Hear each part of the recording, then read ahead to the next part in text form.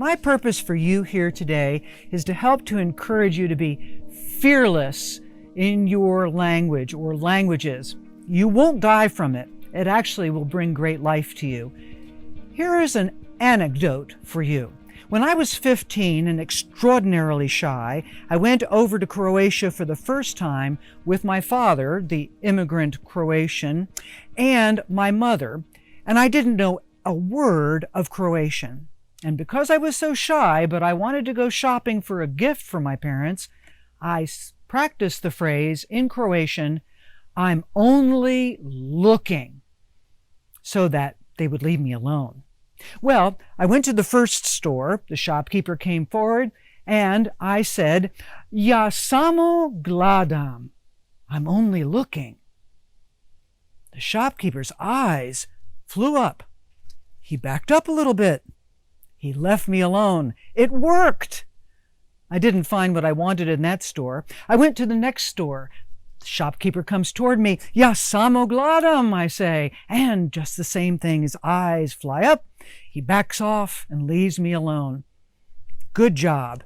So I go to the third and fourth store, still not finding what I want, but having the same wonderful effect. And then the fifth store, I finally found what I wanted, gestured to have it wrapped up, and that night I presented the gift to my parents, and my father, impressed that I was able to make my way in the cities in Croatia, said, "How did you do this? You don't know the language." And I said, "Well, I practiced the phrase, 'I'm only looking,' and it worked." And he said, "Let me hear you say it." And so I said, "Ja samo gledam." My father's eyes. My father backed up. My father said, well, "I'm only looking" is "Ja samo gledam."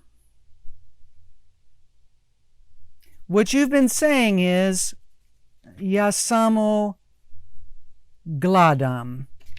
Not gledam, but gledam.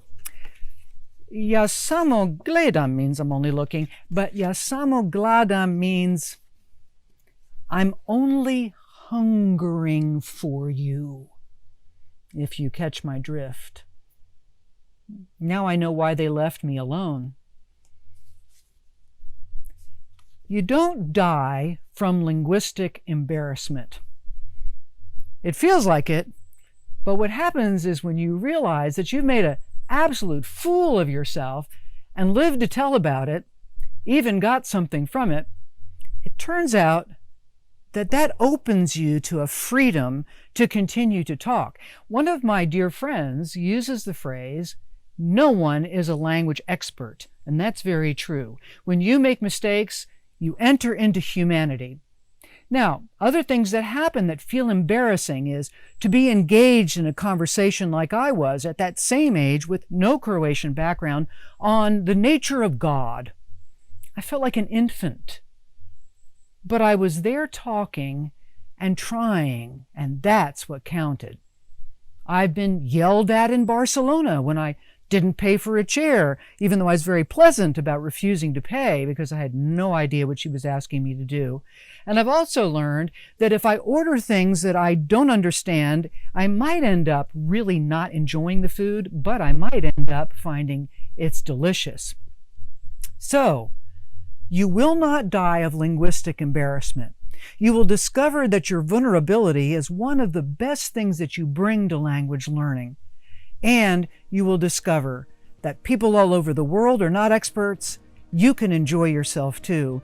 And I stepped from being that shy 15-year-old to being a world language teacher for decades of my life. So, enjoy the journey. You won't die of linguistic embarrassment. Have fun all around the world. You'll love it.